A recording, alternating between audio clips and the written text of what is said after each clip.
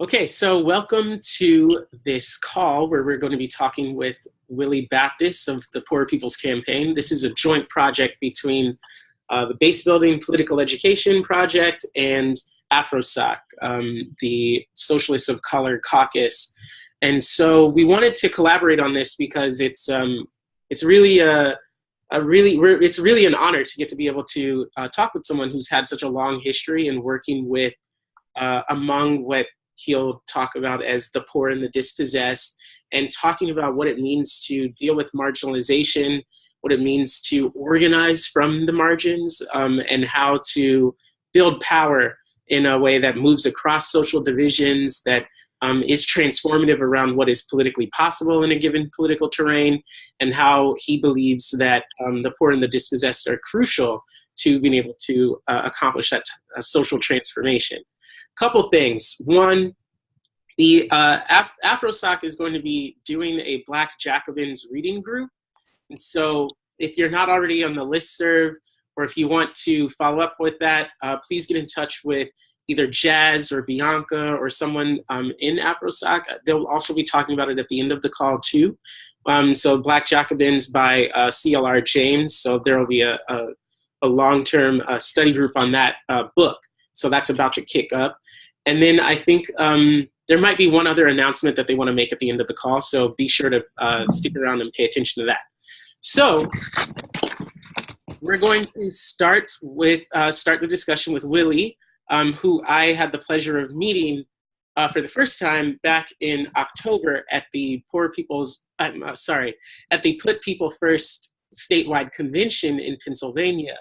I met him and a number of the other leaders in that organization who were also participating in the Poor People's Campaign, and that was the beginning of me learning in like depth about this concept of the poor and the dispossessed as a mode of analysis and an essential tool of social liberation. So we'll get more from Willie starting now. Willie, how are you doing? Hello. Thanks for having me, you guys. Hope this is very useful. I'm sure it will be. So I wanted to start off, so I want to let everybody know the format here. We're going to do just a back and forth conversation, and then if you want to put questions in the chat, if you're using the chat, put questions in the chat and I can toss those out. And then at the end, we'll have a formal Q&A section. This period is going to be recorded so that we can use the video later, and then we won't be recording the Q&A section. All right, so to begin, people should have received a document titled Interview with Willie Baptist, Lessons from the National Union of the Homeless, A Debate on Organizing. And that document will form the basis of the discussion in the beginning, because we want to review some of the history here around the poor and the dispossessed and the work that Willie's been doing. So if you want to pull that up, if you have it, then pull that up so you can follow where some of these questions are coming from and some more of the context. So Willie, why organize the poor and the dispossessed? First off, why use that terminology? And then why has that become such a key part of your political work? Well, first of all, I for a long time, I was shaped in my development by the likes of Malcolm X, and I kind of stood away and stood far from Dr. King's concepts. I was opposed to those concepts, as a matter of fact, for a good period of time, and still until I started studying his work around the Poor People's Campaign. And I was very curious as to the fact that they had left that out of any of his of any of the discussion of what he's contributed to American history. He was limited just to the civil rights struggle, the struggle against de jure segregation, and the fact that he launched the Poor People's Campaign was a real interest to me, and the fact that he was assassinated, in the midst of that campaign, it really was curious to me. And the lessons of it was that King had took on as something in American history that you don't do. I think if you go back in American history, you'll see that over and over again, that the lesson is that you don't organize the bottom. You can organize from the middle up, from the top down, but don't organize from the bottom up. And that people who in history who have attempted to unite the bottom, I'm talking about the poor, the most dispossessed sections of the populations, particularly the poor whites, poor blacks, poor people of color, to bring them together in a relationship. People who've attempted to do that, such as King, find themselves out of the picture. The Black Panther Party, for example, especially with Fred Hampton, he started the original Rainbow Coalition, where he united the Black Panthers with the grouping up in Chicago called the Young Patriots, which are poor whites from the South and from Appalachia, along with he began, develop influence among Mexicans with the Brown Beret, other groupings, AIM with the Native Americans. This was the bottom of the population. This wasn't just the upper class blacks. This was in the upper class browns and the upper class of color. It was the lower class. It was the bottom of society. But when he attempted that, he was assassinated. And the Panthers were destroyed because they attempted to begin to actually organize the bottom. And I think the lessons of history is that when you're dealing with a major social problem in society, in my study of history, whether you're dealing with the British colonialism, or you're dealing with slavery, American slavery, or you're dealing with the problems of women's suffrage or industrial union fights during the 30s, when you organize those forces that are most affected by those issues are brought to a relatively successful conclusion. That the people most affected has to be organized, has to be united. I think this is the lessons of history. Can you imagine in the struggle for women's suffrage, it was led by men? Well, today, the defining issue of our time that affects every other issue, from race to gender to war policies and peace policies, has to do with this poverty in the midst of plenty. And so the lesson of history is that the poor must be united and organized if that issue is going to be brought to a successful conclusion. And when I say that, I'm saying it from a standpoint of social transformation, not from the standpoint of just helping the poor people over there, but that the poor represent the direction that this country is heading, and more people are being pushed into the ranks of the poor. I might be homeless or poor today, but you can be homeless and poor tomorrow. You're just one paycheck or one healthcare crisis away. That's the direction society is heading. And so to change that direction around, you have to then identify that section of the population, which Martin Luther King did, and Fred Hampton did, and others did, and attempt to unite them in order to influence the rest of society. Martin Luther King called this section of the population a new and unsettling force. And he called them that because they were positioned in society, their social and economic position in society combined all the major ills of society: the economics, exploitation, the gender problems, the racial problems, the problems of war and peace. And today, they're the most affected by the ecological devastation that's hitting the country. So to unite the poor, to unite the bottom, is to challenge a system that produced those ills. And I think history, again, is replete with lessons that the powers that be, the people who run this country, that benefit from this country, do everything they can in terms of their narrative, in terms of institutions that they pay and fund to prevent the poor and dispossessed at the bottom from uniting. And the real fear is that their unity would become a rallying point for the rest of the population, especially the sections of the middle stratas that are being affected. So anyway, that experience and my experience with the work in the impoverished community for nearly 60 years, especially with the homeless union organizing drive in the late 80s and 90s, all that convinced me of the possibility of transformation by virtue of people who see the need for social change to unite and connect up with that section of the population that has the most to win and the least to lose in the transformation of the society and making the society live out the true meanings of its creed, the right to life, liberty, and the pursuit of happiness. There's no reason why people should be homeless and poor in this country, given the productive capabilities. These are the questions that I pondered and studied for the past, almost 50 years, that brought me to the conclusion that you got to unite with that section of the population that is most affected by the problems that define the times that you're in. And these times are defined by all kinds of other issues, but underneath all those issues is this growing polarization between wealth and poverty, poverty in the midst of plenty, abandonment in the midst of abundance. The use of the term poor and dispossessed come directly from Dr. King's sermons and work. I've come to, in my experience, it's very important that when you try to communicate with people, that you communicate in their terms. You could be correct all you want, but if you speak German and somebody else speaks Chinese, I don't care how correct you are, you're not communicating. And so we were able to, over several decades, to interact and engage people who are hurting throughout this country. The last major thing that we did was a 30-state tour.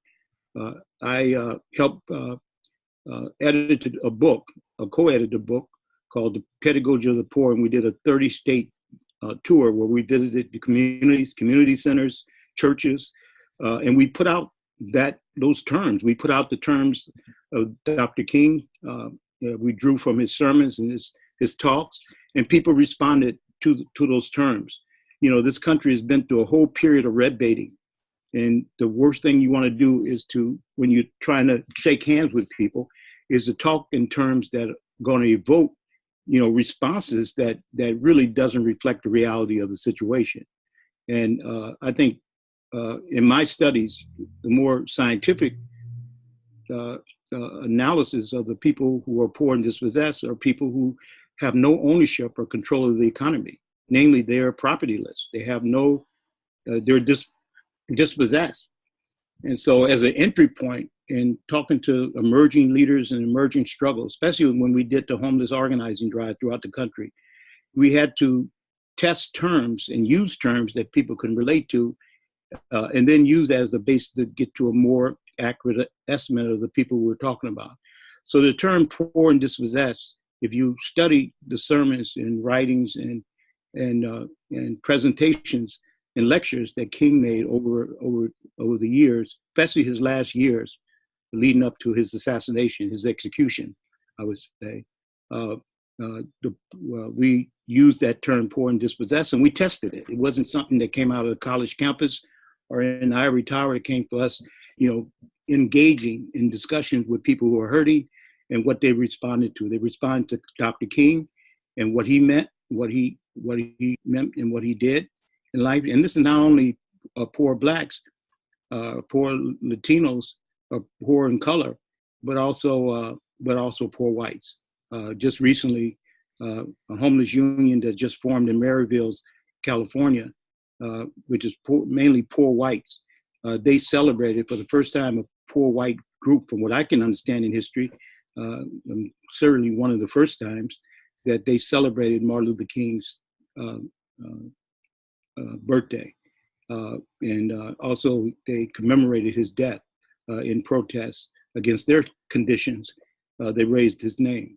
And I think that is something to be, for the ruling class in this country, the powers that be, to be afraid of.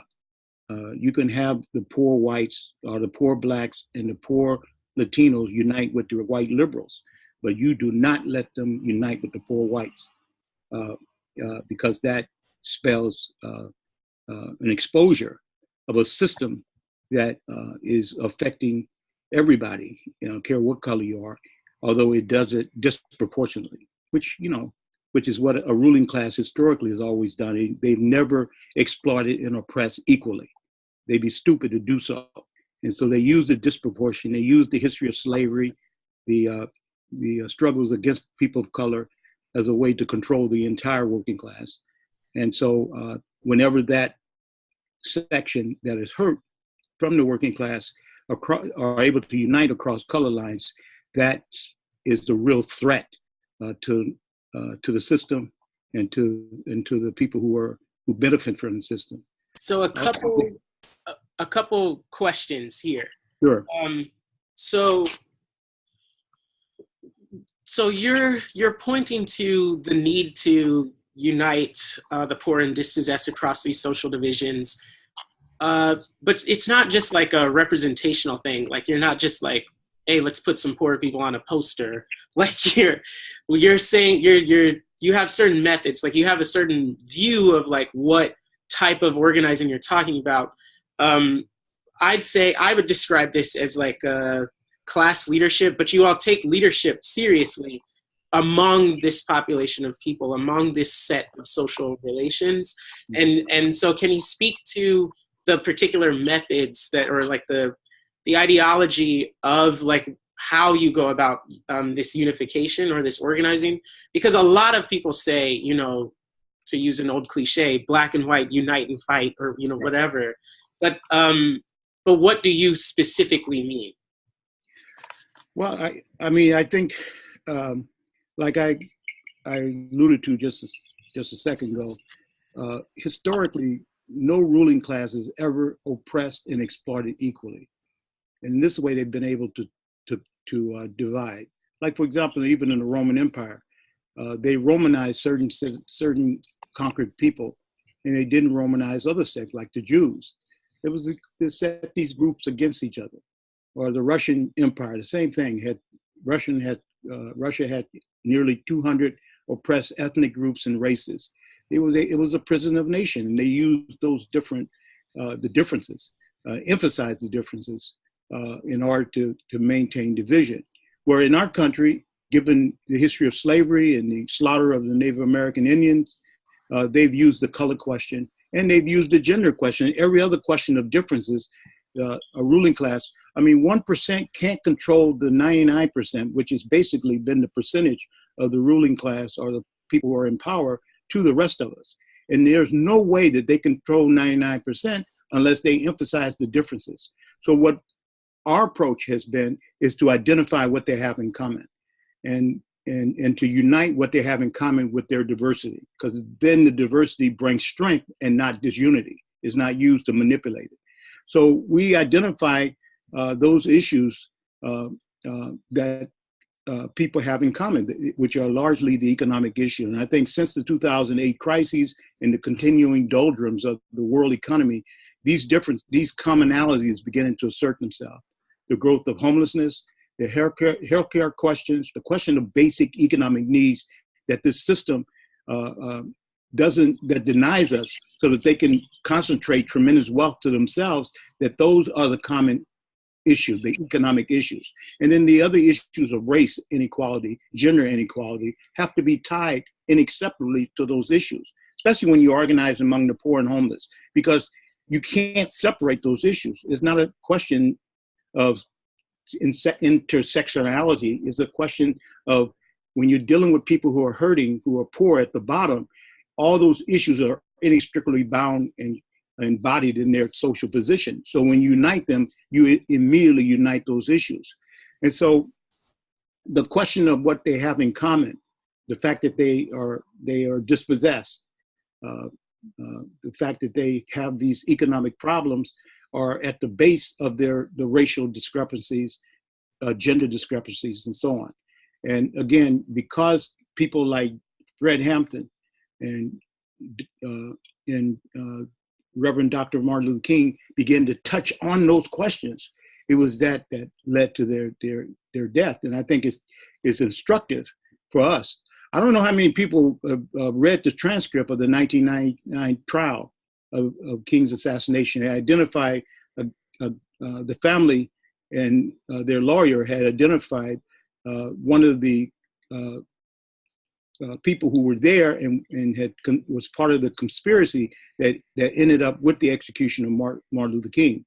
Every year, when we celebrate his birthday, there's this iconic picture of him on the balcony, having just been shot, with his lieutenants pointing in the direction of where the fire. I think people can see that picture because we see it all the time. But next to King is this gentleman by the name of Earl McCullough, who turns out he's part of the military intelligence of the 111th region, that is southeast region. It turns out that he was filling his King's vitals. Merle McCullough was a member of the military intelligence, and now they say he's in Africa somewhere, as part of the Central Intelligence. Well, it turns out at the trial showed that every level of government participated at that time in the assassination of King. They were all there in the vicinity. They all conspired to shoot the guy, to shoot him. They shot one shot with an expert assassinator, and it was not James Earl Ray. I mean, he was a poor white guy who couldn't shoot the side of a barn, it turns out. His attorney proved that he wasn't the assassinator, and his attorney was employed by the King family that litigated the case that I think in history is going to have to be going down as one of the most important cases in history. It took place in 1999 in Memphis, in the Memphis district. Not too many people have heard of that trial, but I really encourage people to go to the King Center on the web and get a hold of the transcript, and you'll see what happened. You can see that King was assassinated premeditatedly by every level of government, and that's because he was doing something that was a real threat to them. He had just developed a notoriety in terms of the Nobel Peace Prize that he got, but then he took on what you shouldn't take on. Number one, the Vietnam War, which was something that was against the policies and interests of the ruling class. And number two, at a time when there was a heightened fragging going on within among the Vietnam soldiers of their officers, the morale of the troops was at stake. And most of the troops that was in the front lines were poor whites, poor blacks, poor Latinos, and poor Native Americans. And so King taking up the issue of the Poor People's Campaign at that stage, and his notoriety was a threat.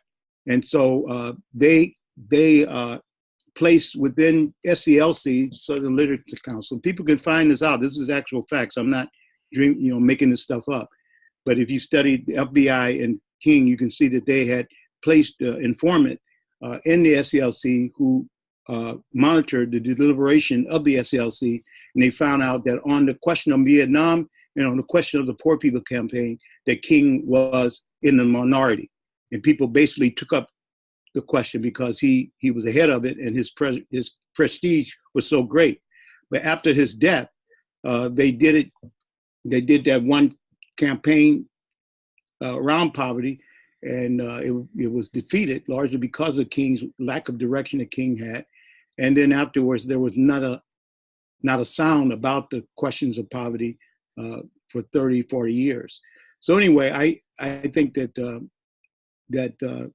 what we are having to deal with is the fact that the economy is asserting what the problems of commonality, the lack of health care, the growth of poverty, and this is affecting increasing segments of the middle class. Unlike the 60s, where the middle strata, so-called middle class, the middle income strata was enjoying a higher standard of living. You had pockets of poverty that the Poor People's Campaign united. Today, you have homelessness as a structural problem, and you have poverty that is engulfing increasing sections of the middle strata. When you look at, you go beyond the stereotypes of the black and brown homeless guy in the grate, and you really see the growing ranks of the homeless and of the poor. You'll see that these people were formerly middle income. They had living wage jobs. They were steel workers. You have all these people who are among the ranks of this growing ranks of the poor and homeless, and that the problems are getting worse, and that to turn the situation around, to resolve the problems of poverty as it is growing, You got to unite the people who are affected. They have every interest to do something about it. And I think I was taught that during my experience doing the homeless organizing, where we organized in 25 states. We can talk a little bit more about it. But that was a very crucial thing that underscored my studies. And I'm still a student of Watts. I was born, I was raised in Watts. I was 17 years old when it broke. And that period inaugurated. Can you tell the people what Watts was? Oh, I'm sorry. Watts, California is in Southern California in LA, is a community in LA. It's probably one of the poorest, if not was at that time, the poorest, if not the poorest community in the entire state of California. In 1965, August 11, 60,000 to 100,000 blacks took to the streets in the ghetto of Watts. And I'm not talking about the upper class black community. I'm not talking about Baldwin Hills, which was like about a couple of hours away from Watts, the neighborhood Watts. There was Baldwin Hills. We called it the Black Beverly Hills. It was petty professionals who had problems with the police, but the concentration of police brutality was in Watts. We was hearing cases of police abducting young black girls and raping them. They would stop black youth on the street and ask for his identification card, and then they blow him away point blank range, claiming that they thought he was going for a gun. These was the kind of rumors that was going around in Watts, and it was the tactics of the police were very brutal. In fact, the LA police had adopted, or I should say, developed a whole unit where they had employed the tested military helicopters. If you see footage of the Watts uprising, you can see the use of the helicopters. In fact, I was arrested by a helicopter. Me and my friends, when we was out in the streets, they had us pin us down through a helicopter with a machine gun looking at us and had us put our face down in the streets. I mean, these experiences, man, was an experience of a apparatus, military and organized violent apparatuses that saw any movement of the poor in any orchestrated way as a threat. Now, the problem with that experience was that we were not organized. And so therefore, after the first couple of days, we had basically neutralized the police, because the police had a standing force of about 7,000, and you had 60,000 people roaming around the streets. There was no way that they could use the police to contain the Watts uprising at that particular time. And so they brought in the National Guard. It was an uprising that inaugurated the uprising especially in the major cities, of some 300 cities in the latter half of the 60s. And it goes down in history as the most violent and massive upheaval since the Civil War. I mean, this is what happened. And this was in the black ghetto. I'm not talking about the black bourgeoisie and, upper class. I'm not talking about it. And, of course, racism affects every class in the black community. But I'm talking about the concentration in the ghettos, where you had upwards of 70% unemployment among the ghetto youth at that time. The only city that was not for burning, in fact, they named the book "Not for Burning," was Oakland, and that was because the Panthers had organized themselves to deal with the police, and the uprising took the form of the growth of the Black Panther Party. But I think the lesson for me for that period was that the poor are capable of thinking for themselves, of speaking for themselves, of fighting for themselves, of leading not only themselves but the nation. You have in the poor community, in the growing homeless population, you have talent and geniuses that are just laying waste out there in the midst of all these problems. And of course, people avoid that because of the stereotypes that they see every day. And the homeless population is much more heterogeneous, is much wider, and is encompassing increasing segments of the working class. I was homeless myself, and I was a steel worker, steel union organizer and shop steward. And then I became, a leader and organizer of the National Union of the Homeless. So I went from the National Homeless from the Steelworkers Union to the National Homeless Union, which is a trajectory that more and more people are going through today. Black, white, brown, you name it. And if we who are concerned about social transformation, we should identify those social forces that can be enlightened and organized so that they can then inject influence on the rest of the country. Because all of history confirms that the most effective, when they are organized, they are able to bring the changes that needs to put forth society to a successful conclusion. I think all history replete with that. And I think not to repeat, to learn from history and not to repeat some of the errors of history, I think that historical lesson is something that we got to grasp. At least that studies.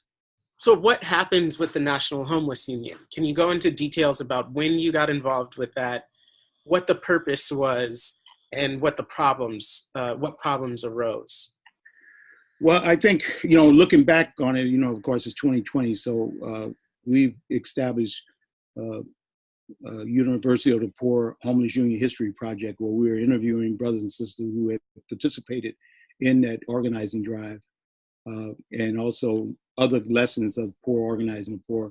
And we're going to be making that available to this new Poor People's Campaign. Anyway, so what happened was the economics of the times created this problem of homelessness. Of course, you knew that for a good period, I mean, during the 30s, you had people who became homeless and they roamed the country, but eventually the problem was effaced to at least to the restricted area of areas of the cities called so-called Skid Row.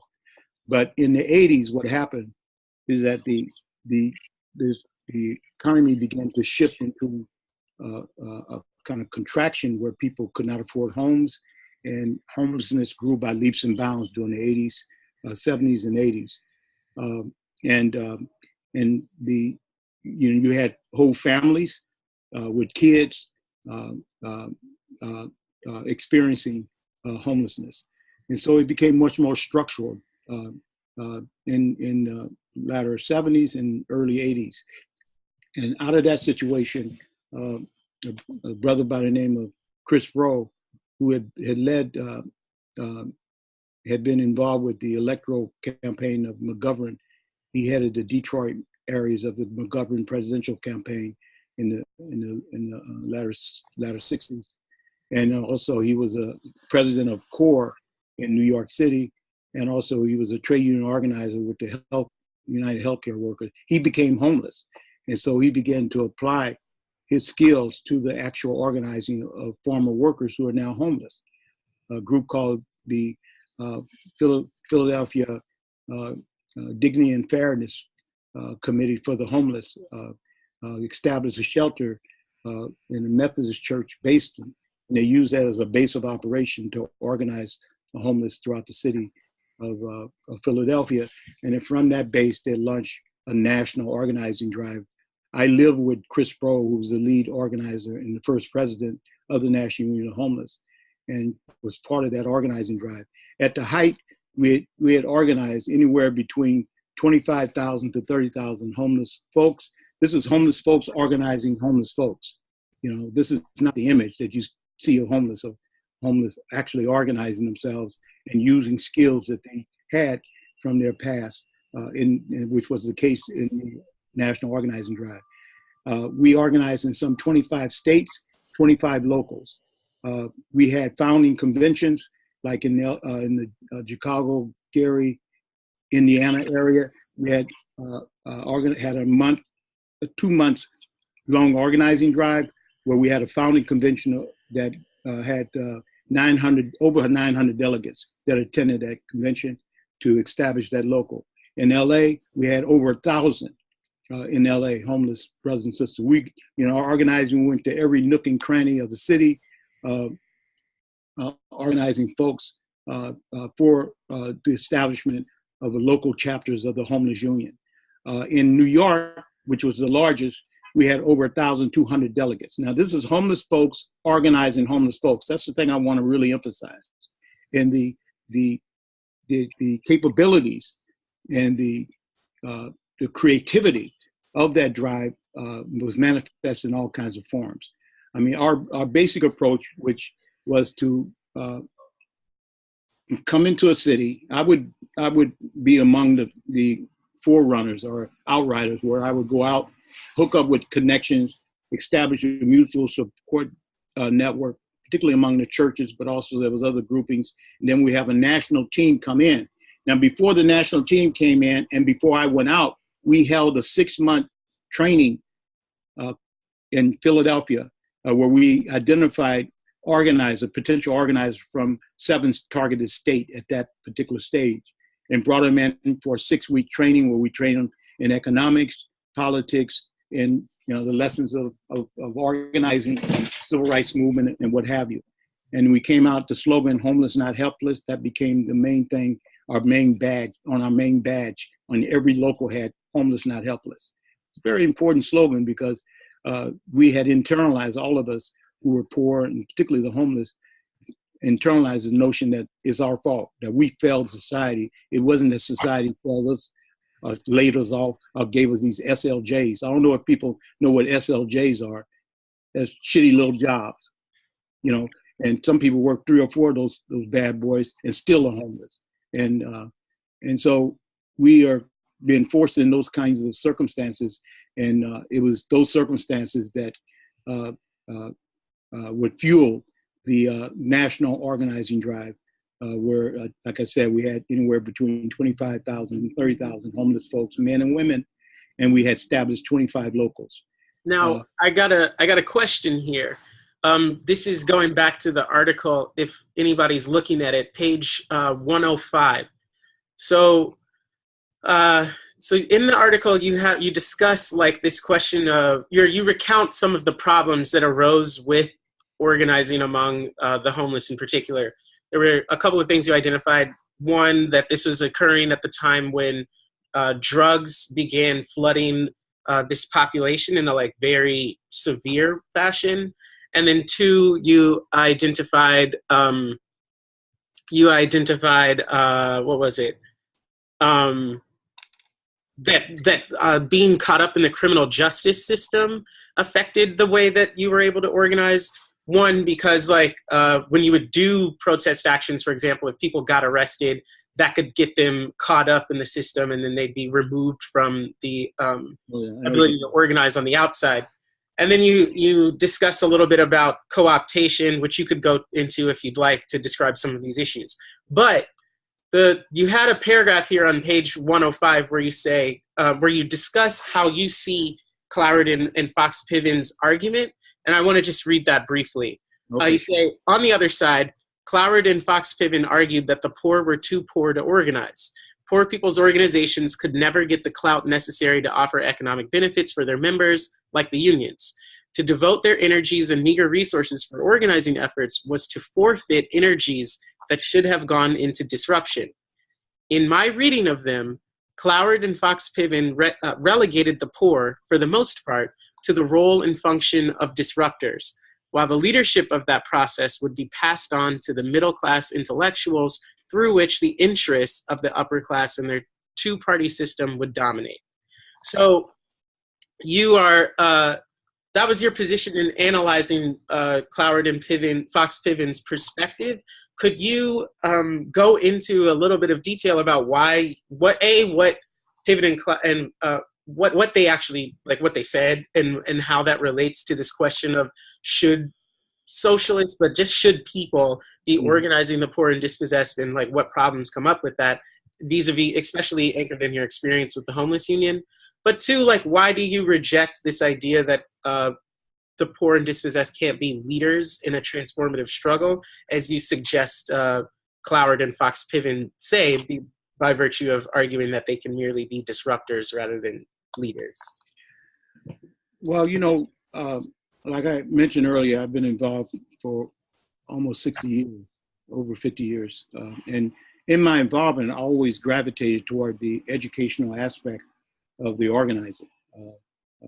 When we put together for the Homeless Union the training, 6-week training, I was very much involved with that training and helping to organize it, and also to give lectures and stuff.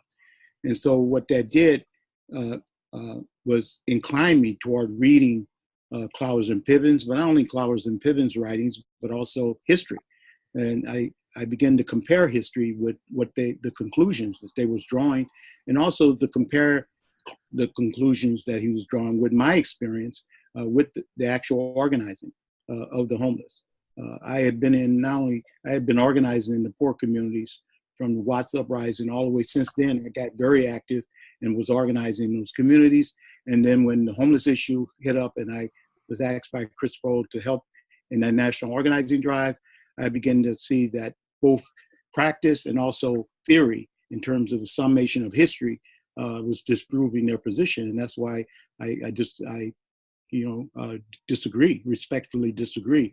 I read a lot of their writings and I felt there were some things very instructive, but on this issue of the poor organizing themselves, I think all of history is replete with examples of people, of the have-nots, rising up and organizing themselves. I mean, one of the books that I read and studied was their book, Cloward and Piven's book, The Poor People's Movement. And I noticed that the examples that they use of the poor people's movement stopped at reform organization, such as the unemployed movement in the 30s, the welfare rights movement, the civil rights movement.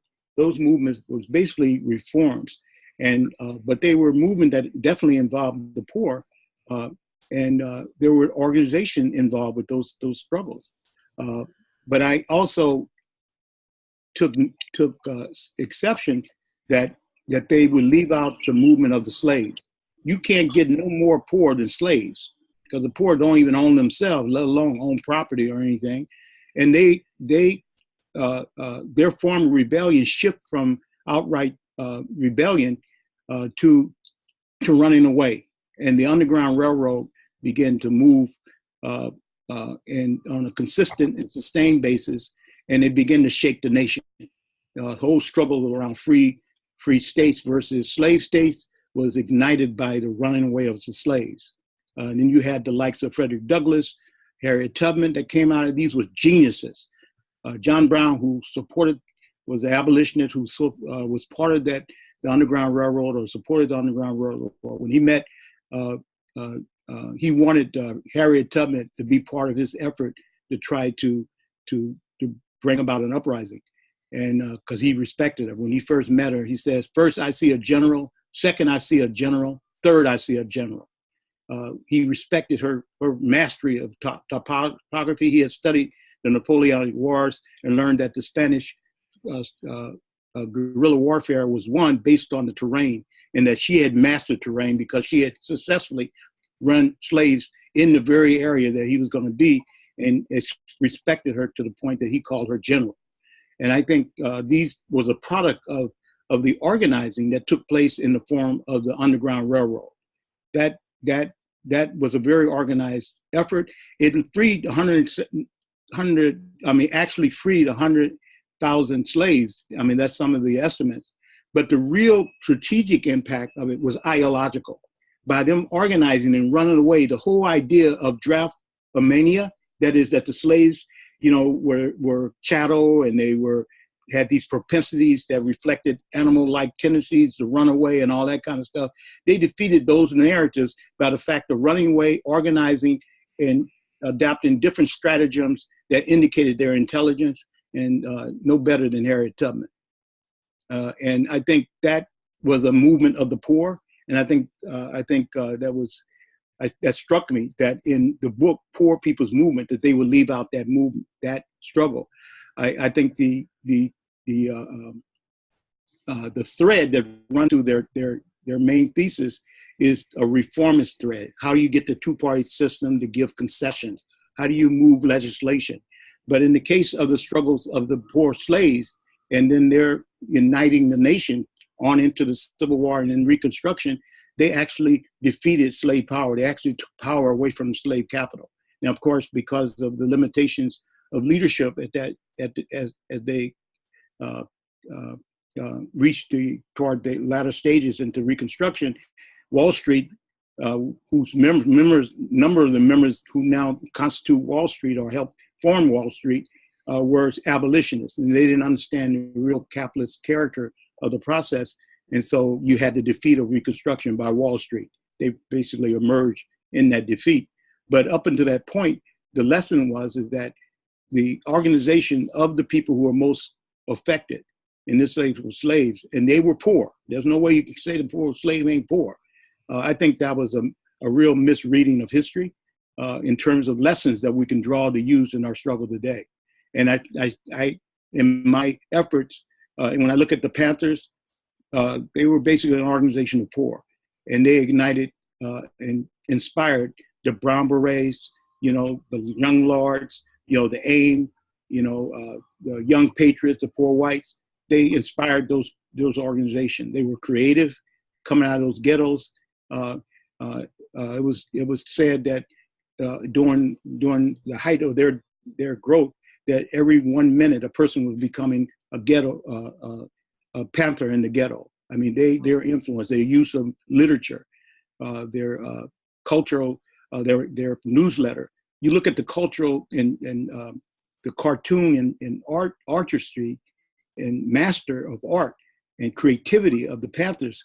I mean, this is the poor organizing the poor. And to say that is they are helpless and all they can do is disrupt, and if they're organized, that would take them away from getting concessions. I thought that argument was a false argument, and I think that my actual experience, not just my study of a world revolution in history, refuted that position, and also my actual experience refuted it. I saw the potential, the tremendous genius that exists in among these impoverished communities, and now that these communities are being populated by people who come from the ranks of students. I mean, the homeless student population is growing by leaps and bounds. I know you guys heard about people who are on campuses. Not only the student death is rising, but you have increasing segments of the students who are homeless now on the secondary level as well as the college level. I did a presentation at Ithaca College in upstate New York. We had about 200 to 300 students who attended, and we talked about it was the book, we were promoting the book, Pedagogy of the Poor. And afterwards, a young white, nice looking young lady, looked like one of these commercials. That's how good looking she was. She got up and she looked like she was studently, and she was a student, and she got up and thanked us for what we had to say. That she said she was going to buy the book, but she says, I have to say this. My name is Megan.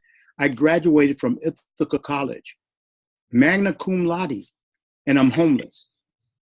I mean, homelessness is not stopping at the stereotypes, man. People are, 1/4 of the millennials are still at home. Some of them are moving back to their parents, man. Homelessness is affecting, and poverty is affecting increasing segment of the population. It's not decreasing, it is growing by leaps and bounds. And the other aspect of my criticism is that just like the question of slavery and the struggle against slavery poses revolutionary questions. In other words, it poses the question of the exchange of power relationships and so on, not just reform of legislation. The issues of poverty, and the issue of homelessness in particular as a particular expression of poverty are revolutionary questions. And they have to be dealt with in a revolutionary manner. And I think that was an element of their analysis that was missing. That there's no way you can solve the problem of homelessness within the context of capitalism. There's no way, because the whole basis of capitalism is the exploitation, and with the technological development, that is the employment of computers and robots. You have auto workers. We had former auto workers who had middle income jobs who were part of the homeless union in Detroit. We had former construction workers in Tucson, 30% of which were construction workers. Here are people who are homeless, who are constructing houses that they can't live in. This was in the 80s and early 90s, and it's become more the case today. These are the problems that has to be uncovered. These are problems that has to be educated around. These are problems that has to be organized. And these are problems that if we're socialists or against this system, we have to unite with those who are exploited and oppressed. And we got to prepare to move within their ranks and among them, and also to recruit them into our ranks, because you have geniuses You know, I didn't complete college. You know, in my poverty and my homelessness, I didn't complete college. I got a college degree. I got a scholarship. That's why I got my name Willie. I'm dating myself because Willie Mays at that time was the big baseball player, and I played baseball, and I got a baseball scholarship at Pepperdine College, and they named me Willie because my name was William, and I was very much into baseball, and many of the athletes at that time, black athletes, they were the ones that formed the Black Student Union. So I came out of that kind of experience. I mean, I'm lucky to be alive, but I got an education that was not just an education from book learning, which is basically college learning. It's basically book learning. I mean, there's other aspects to it, but basically, book learning is very important because you're drawing experiences from history and a lot of other experiences that are deposited in the college campuses. But there's another learning, and that is the learning from School of Hard Knocks, University of Adversity. You know, the Homeless Union organizing drive from the late 80s to the early 90s was a school for me. In addition to the studies I did in college, but also in addition to some of my own studies and readings of revolutionary history and struggles of the poor in history. So those things combined gave me an understanding. And I met homeless folks who are just as capable of leadership and organization as any other sectors of the working class.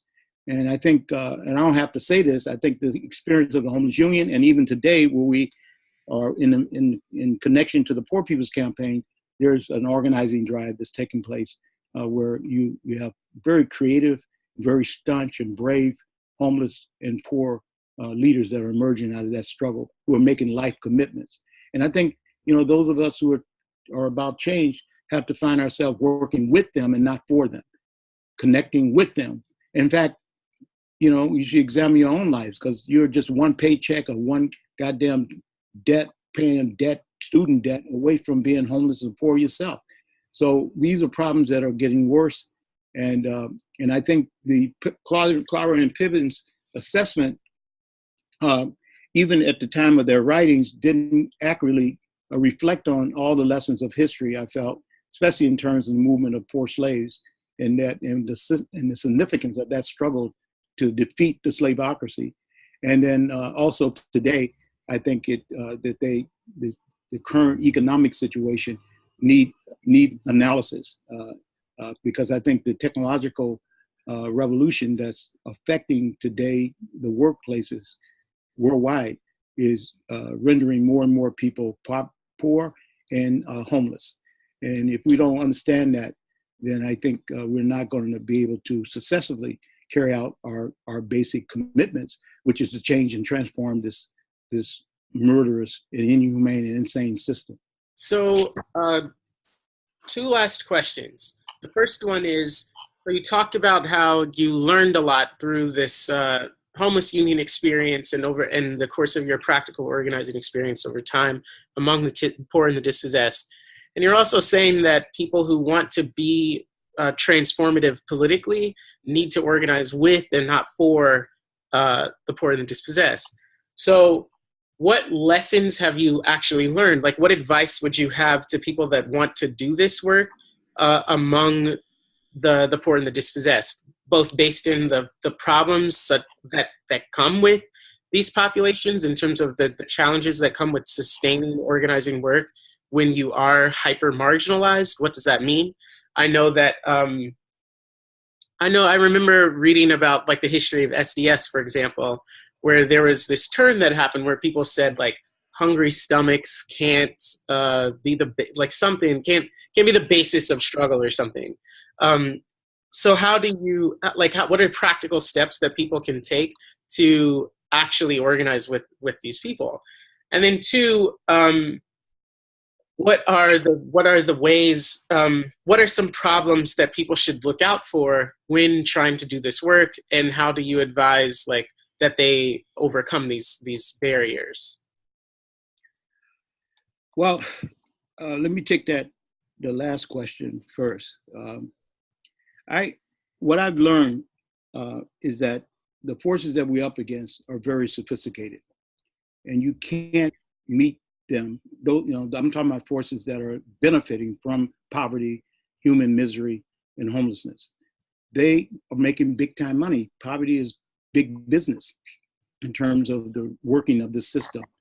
You can't have the kind of concentration of wealth that we have, where three individuals are worth, the total wealth worth of hundreds of millions of people. I mean, that concentration take place because of the production of homelessness and poverty. The system cannot exist without that being part of its structure.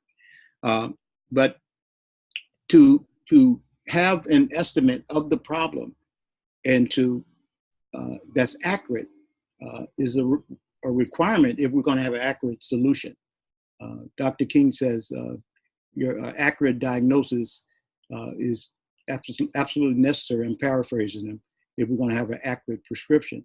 And that requires intelligence. And that requires more than sentimentalism, but a level of sophistication that matches the sophistication of the people we're up against. They're no joke. And if they know A to Z and all we know is ABCs, we're going to get our ass kicked. Then what's the fucking point? I mean, you studied history. I guarantee you go to any library and look at all their history books, you will never find on any of the pages of those history books anywhere where a dumb force rose up and defeated a smart force. Never. Alaric was able to sack Rome. He was a poor from the Ostrogoths. He was a poor. They were poor tribes. He was in the army, in the Roman army. He learned their strategy and tactics. He understood the shift that was taking place. He studied the shift that was taking place from Rome to Constantinople. When Rome made that shift, he attacked Rome and sacked Rome. That's intelligence, man. That's smartness. And that's why he sacked Rome. All of history is a history where it has been a smart force that rose up and defeat a dumber force. And so my first thing in terms of dealing with these problems is the intellectual aspect of the thing. That's why I think these webinars are very important, man, so we can think, because this is the most powerful weapon that we have at our disposal is our brain power. And if we don't nurture it and develop it and do analysis of what we're up against and what we're dealing with, what is the actual situation of the poor and homeless? Where are they coming from? Why are they in that position? What is the evidence of organizing that's taking place? I guarantee you, once you become poor, you have to fight. You're in a fight. Now, the fight first is individual, but from time to time you unite, and that's what happened with the homeless union. We united on a much larger level, and I think with the Poor People's Campaign today, you're finding an even greater effort again to unite. But in history, it's replete. I mean, Toussaint Louverture, they kicked ass, man.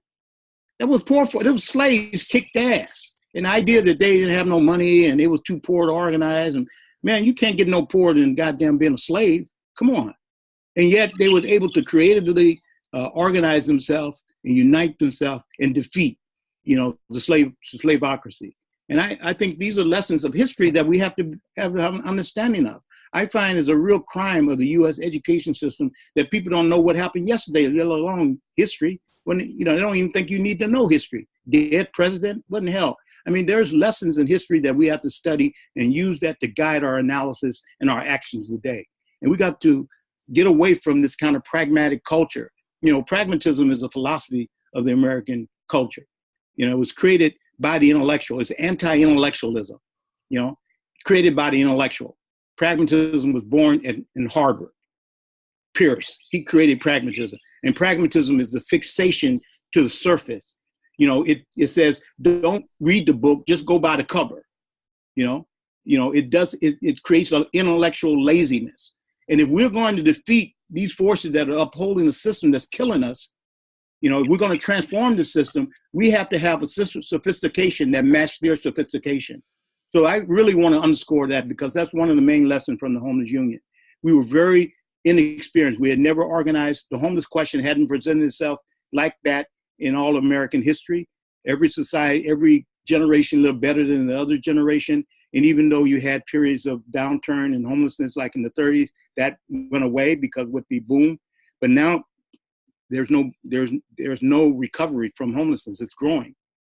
In fact, the foreclosures is continuing in terms of the housing crisis that more people are involved in, are having to endure and be affected by it. So the first point is, from the lesson of the Homeless Union, is that we got to be intelligent and we got to collectivize our intelligence. The thing about intelligence, this is the thing. I live right across the street from Columbia. I reside at Union Theological Seminary, and I've been here as the scholar in resident. Excuse me, I don't have no credentials, no nothing, but they got me off in here, helping with the resources and talking about these experiences. But occasionally I go over to Columbia University, and there's a statue in Columbia University that is a statue that portrays a character of Dante, and it's the thinker. You guys y'all see this thinker, and he's the guy that's bent over and he's got his hand on his chin and he's thinking. Well, I'm telling you, he's not thinking, he's taking a shit, because it is absolutely stupid to think only with your brain. It is smart to think with your brain and the other collective brains. I have a blind side, I can't see, but I have a collective, they can see what I can't see, And I think this is the lesson of the Homeless Union. We were able to come up with very creative approaches based on the collectivity and us pooling our thinking about this fact, this data, that data, this point in history. And we creatively came up with responses that enable us to organize and to bring attention to the issue in a way that broke our isolation and enabled us to organize in one city after another. So this question of intelligence is important. The second point, especially in understanding the revolutionary nature of this problem, the content.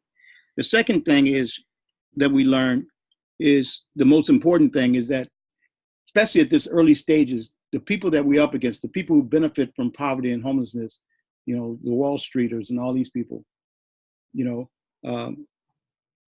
they are very, very, very organized. Not only are they organized, they're in power. I mean, in fact, through their organization, that's the form that their organization take is the fact that they control the apparatuses of government, army, the police, the civil bureaucracy, and all that kind of stuff. They control those apparatuses. And we cannot outmoney them because they control the economy and own the control. We can't outmight them because they control the apparatus of violence, police, and so on. And we can't mass medium them, but we can outmaneuver them by outsmarting them. That is understanding stages of development of a movement. A movement starts small before it gets big. In the initial stages, you identify leaders who are prepared to stick and stay as you build a movement through those stages to create the critical mass that can move the country. And this is a lesson from the Homeless Union, that you first have to organize the organizers if you're going to organize the movement. And we call that first period the panning for gold. That's the period that the Poor People's Campaign is. We've created a lot of activities. We can talk about that, but the most important accomplishment is the leaders that are making life commitments. That they're not there because they're being paid. They're there because they're committed. They're not. It's not about compensation. It's about commitment. And I think that is showing itself in the early stage of this campaign. And every successful movement, the first stage is identifying gold, panning for gold. And everything glitter ain't gold. So you gotta pan for it to see what it is. So that's a lesson, that the first stage of organizing, you gotta identify leaders who distinguish themselves in the course of struggle, which means you have to engage the struggle. You gotta be part of it. You gotta get dirty with it if you really want to bring about change. And especially with the section of the population that have nots and have every reason to change the society. The second lesson is, third lesson, I think I'm missing my count, is Muhammad has to go to the mountain because the mountain ain't never came to Muhammad. The mountain is the people. You got to go to the people. And we learned this very early on. You know, I mean, there's a lot of people, activists, who write about the mountain, you know, write theses. They fly to conference, they fly over the mountain, look down in the mountain, say, those people are really having a hard time down there, you know, and they write papers, strategic papers, but they don't engage the mountain, engage the people. And it's very important that you engage the people, because what we've learned in homeless organizing, what we're learning today, is that there's a difference between problems that are non-issues and problems that are issues. Huh? Hear me? There's problems that are issues and there are problems that are non-issues. There are problems that most agitate people at that moment, where you can start. You don't stop there, but where you can start your education process, where you can start your organizing process. Like, for example, in Chicago, we brought together homeless from all the different shelters from every place that we knew where homeless people were. And we brought people from churches and also from the Coalition for the Homeless, which were not homeless themselves, but they were working with the shelter system there in Chicago. And we heard from all of them what they thought the problems were and so on. For example, the Coalition for the Homeless, they were just happened to be, reason why they came was they were conducting a lobbying campaign in Springfield, Illinois, on the question of housing. And they informed everybody that they had access to buses, that they can pick up homeless people from the different shelters. They could go down to Springfield and help give strength to their lobbying campaign.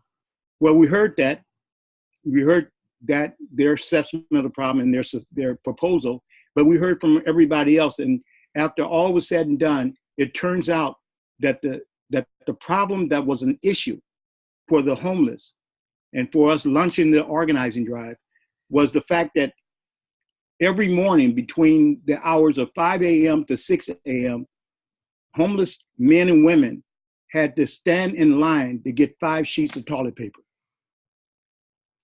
Now, they knew that they lived in a shelter because they were homeless, and they knew they were homeless because they had job problems or no jobs, you know, had these SLJs. They knew all the other problems that connected to them being homeless. But the problem that was an issue at that moment was the fact that they had to suffer the human indignities of getting in line at all the shelters throughout the city to get 5 sheets of toilet paper. So that's where we started. Muhammad has to go to the mountain. I mean, there's people who call a meeting and the mountain never come to the meeting. And they sit there, you know, wondering why the mountain ain't come to the meeting. You got to go engage the people. And that's what we did with the homeless organizing drive. It was a very important lesson. Muhammad has to go to the mountain because the mountain never goes to Muhammad, never comes to Muhammad. So those are lessons. So last question.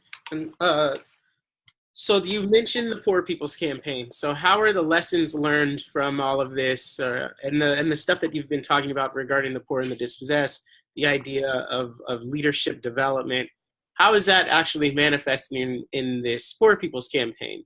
At least in the work that, because it's a heterogeneous campaign. There's a ton of different stuff happening, but the work that you're engaged in generating and the like-minded people, how is the Poor People's Campaign manifesting this stuff? Well, you know, this 40 days has been the first phase of the actual campaign. Up until now, we've been doing tours and speaking engagements, mass meetings and stuff to set the stage for launching this 40 days. And throughout the 40 days, this is unprecedented, man. You had 38 states carry out synchronized action. Martin Luther King, one of the profound statements that he's made in terms of his vision of the Poor People's Campaign, and that is his vision that was to unite the poor across color lines, gender lines, and every line of division. He stated that if we can get the poor to take action together, they can become, with power and freedom, a new and unsettling force in the complacency of the life of this country. And I think the 40 days and the synchronized actions in 38 states, I think is unprecedented in terms of the number of states synchronized at the state level, going into their various state capital. We got the poor to take action together. They got to know each other. They got to identify those who were prepared to do civil disobedience. I think it's the largest civil disobedience of people that has happened in this country in a long time. It was a very important, it's been a very important experience for people to know that they're not by themselves. The other thing is that it has attracted other sections of the population. Religious organizations are very much represented, which is very important with the religious element, because if you know the demographics of America, you know that, say, in the South and increasing other areas of the country, where there's a concentration of poverty, where the poverty belt exists in the South, there's a Bible belt. So you have right in the most poverty, you have the Bible. So they're carrying out a theology that's more like the theology of the slaveholders and not the theology of Harriet Tubman, who was Moses, delivering the slaves. It was a theological clash that has been part of all different stages of American history. So religion is very important in a very religious country, and you got to respect that and deal with that. So the churches coming onto this campaign have been very important. Unions have come on, local unions has come on support, progressive nonprofits, lawyers, and organizations of the poor throughout the country.